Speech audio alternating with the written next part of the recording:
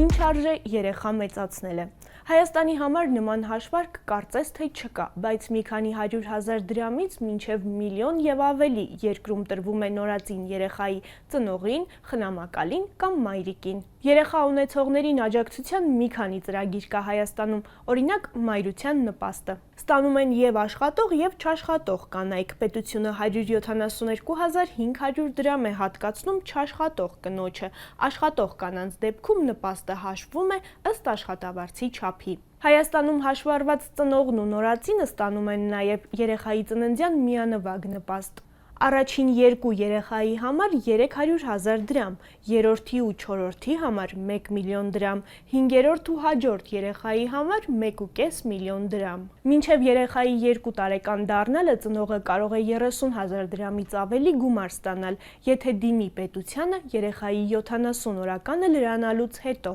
Օրինակ 2023-ի հունվարի 1-ից հետո ծնված երեխայի հայրը կամ մայրը խնամքի արձակուրդում գտնվելու դեպքում ամսական 37,500 դրամ է ստանում, իսկ եթե ծնողն արձակուրդում չէ, 31,600 դրամ։ Եթե մինչև 2 տարեկան երեխայի ծնողը գյուղում է ապրում, այս գումարին ավելանում է ևս 31,600 դրամ ամեն ամիս։